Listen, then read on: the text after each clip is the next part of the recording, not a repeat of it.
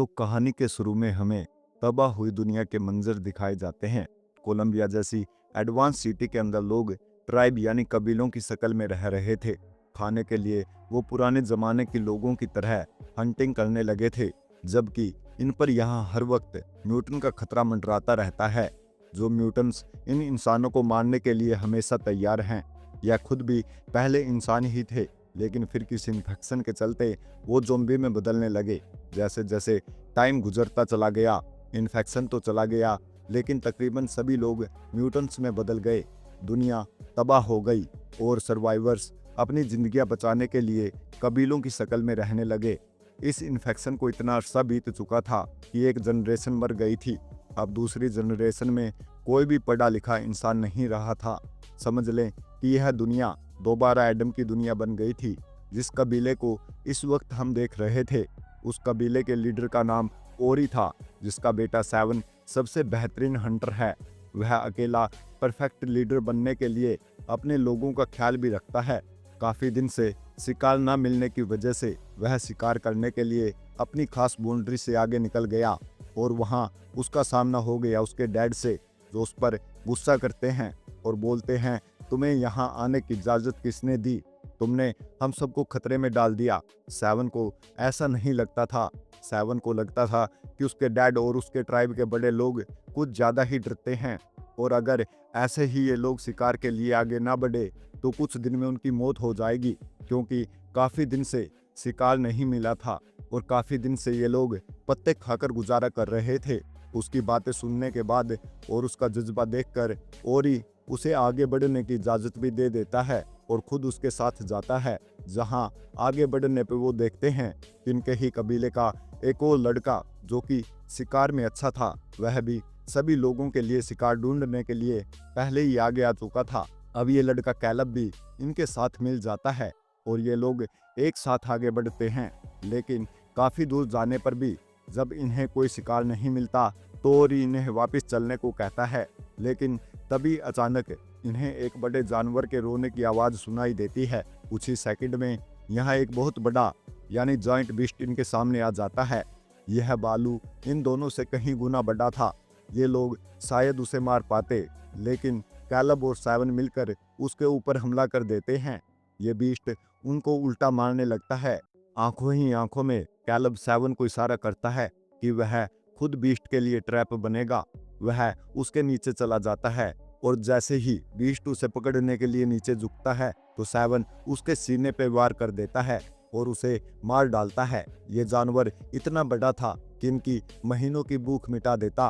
अब ओरी यानी इनके लीडर भी इनसे बहुत खुश थे, इसीलिए वो अब इस बीस्ट का दिल निकाल कर इन दोनों को दे देते हैं। आज की शाम उनके नाम थी। आज उनके गांव में बड़ा जश्न होने वाला था, क्योंकि काफ़ी अरसे बाद ये सारे लोग मीट खाने वाले थे। इससे पहले ये लोग अपने कबीले वालों के पास वापस पहुंचते, इनके कबीले का एक आदमी हकलाया बुखलाया इनके पास आता है। उसकी हालत बिगड़ चुकी थी, जिसे देखकर यह समझ गए थे कि वो किसी तरह से इन्फेक्टेड हो चुका है और एक ज़ॉम्बी यानी म्यूटन में बदलने वाला है। ये बात उस आदमी को भी पता थी। उसने इन सब से कहा कि मुझे मार दो, लेकिन सेवन ऐसा नहीं करना चाहता था। वह किसी की जान नहीं लेना चाहता था। ये लोग अभी इसी कसम में थे कि वो उसे मारे या नहीं। तभी अचानक दूर जंगल से एक वेपन आकर उसे लग जाता है। ये किसने मारा था वो ये लोग नहीं जानते थे, लेकिन इसकी वजह से सेवन बहुत ज़्यादा गुस्से में आ गया था। वो अपने कबीले के आदमी के कातिल को ढूंढ कर मारना चाहता था, लेकिन सभी लोग उसको कंट्रोल करते हैं और वापस ले आते हैं। अब कबीले में वापस पहुंचकर सभी लोग काफ़ी परेशान थे, क्योंकि म्यूटेंट्स उनके कबीले के काफ़ी पास आ गए थे।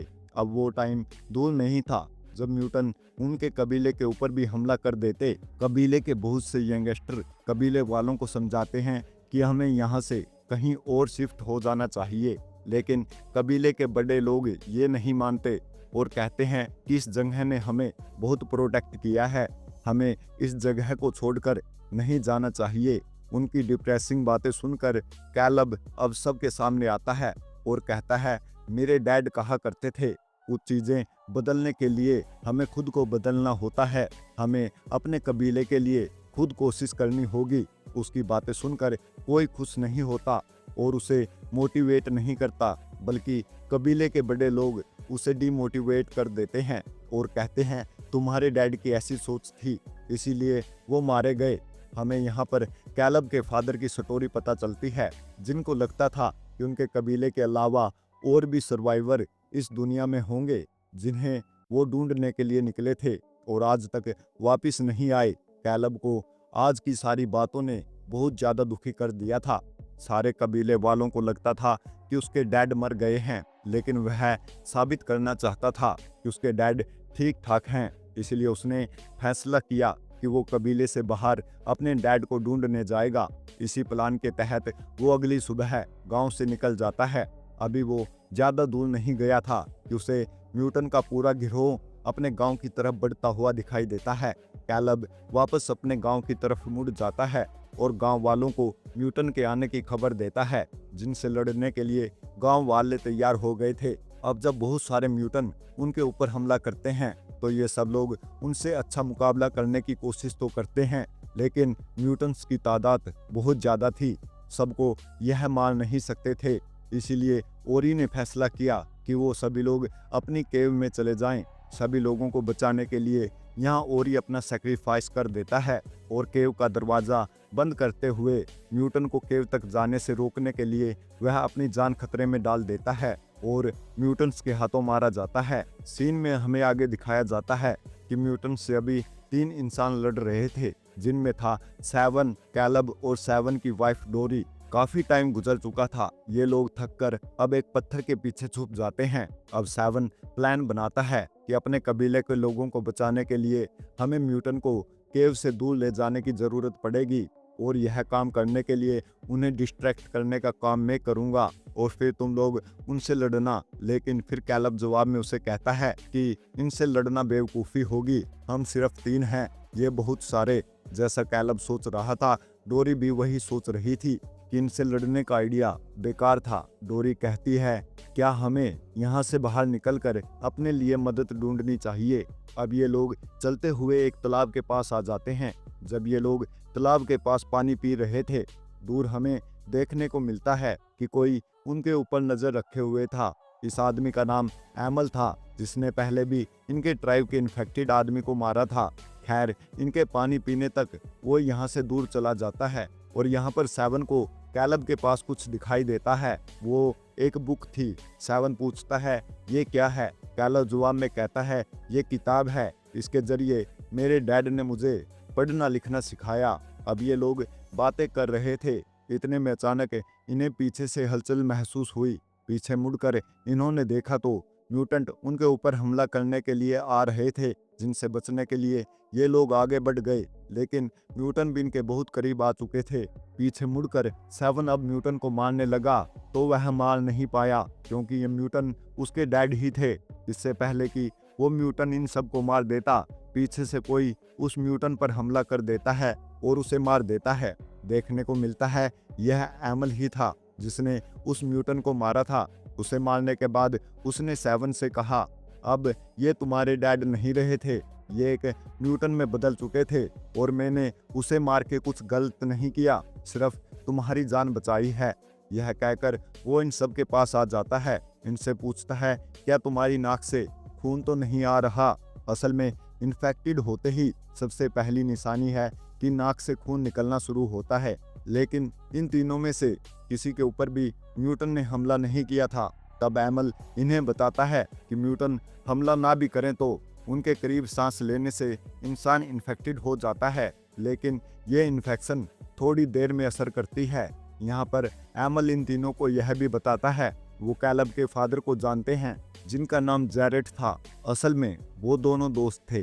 एमल बताता है कि कैलब के डैड ने एक ऐसा फॉर्मूला डिजाइन किया था, एक ऐसी दवाई बनाई थी जिसे म्यूटेंट्स को तो वापस इंसान नहीं बनाया जा सकता था, लेकिन हाँ, अगर इंसान उस दवाई को खा ले तो वो म्यूटेंट नहीं बनेंगे।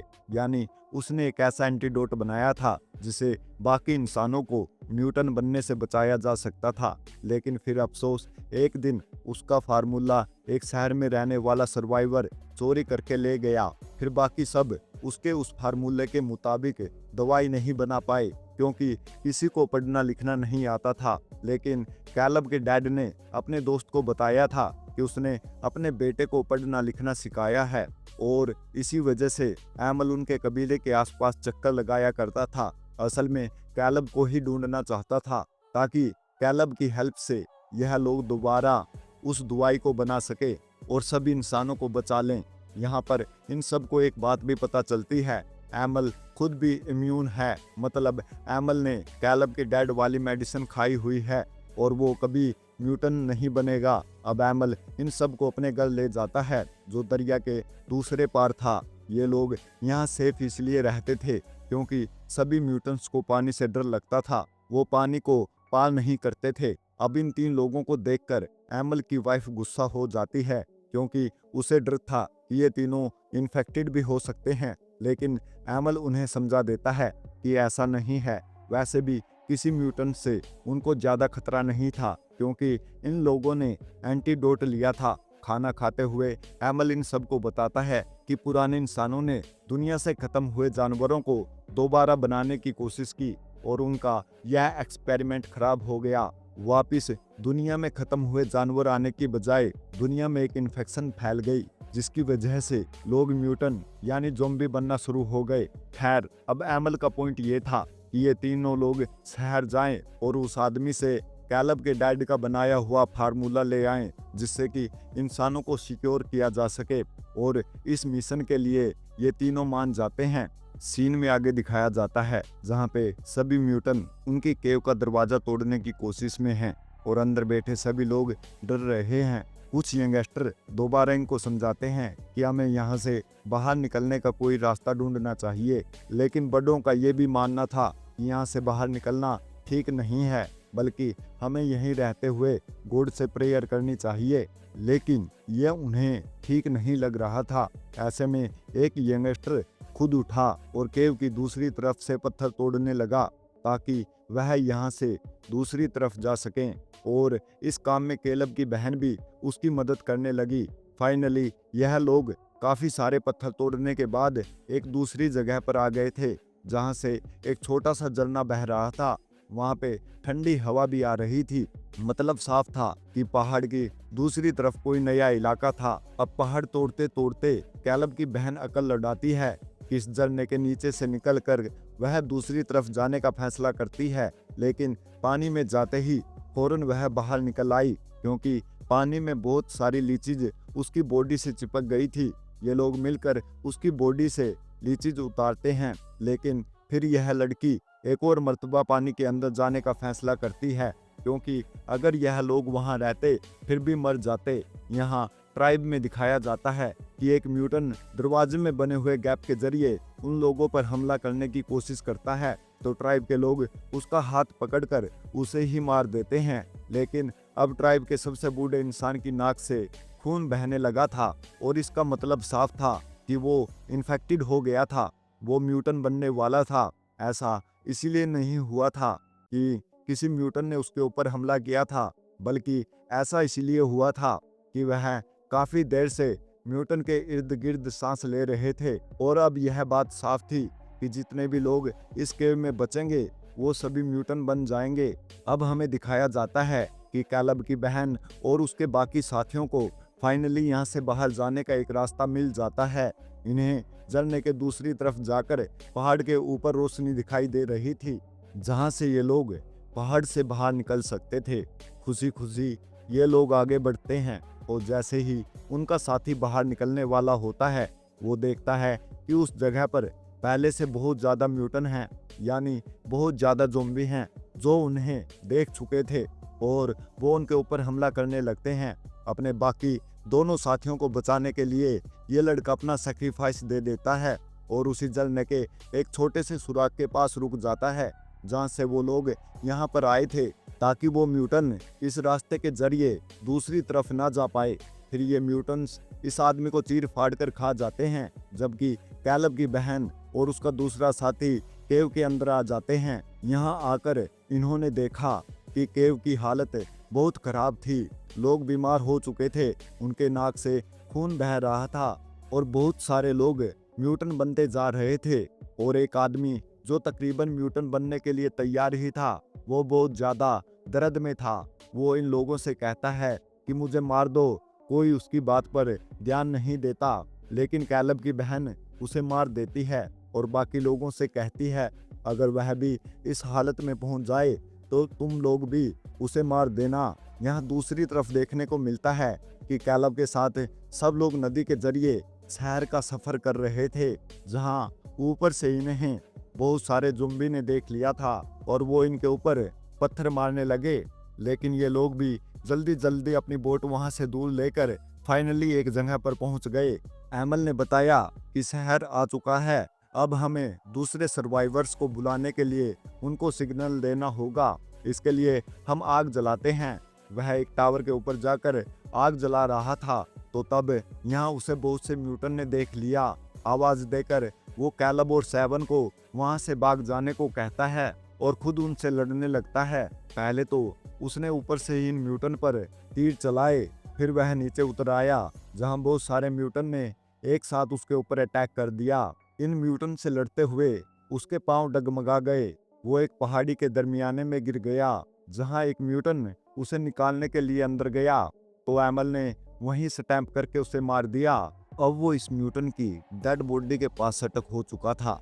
यहाँ पर कैलब, सेवन और डोरेल जो यहाँ से निकल गए थे, रास्ते में ये लोग देखते हैं डोरेल की नाक से खून आ रहा था, यानी वो भी इन्फेक्टेड हो चुकी थी।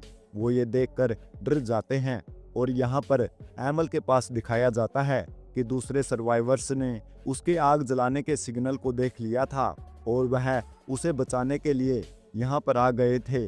उन्होंने पहाड़ी के दरमियान में बने इस छोटे हिस्से के अंदर से पहले म्यूटेंट को बाहर निकाला और फिर एमल का रेस्क्यू कर लिया। एमल अब इन लोगों को बताता है कि हमें एक ऐसा इंसान मिल गया है जो पढ़ना लिखना जानता है और जेरेड की दवाई को दोबारा बना सकता है। यहाँ पर चलते हुए कैलब का पूरा क्रू एक और अनजान बिल्डिंग के पास आ गया था।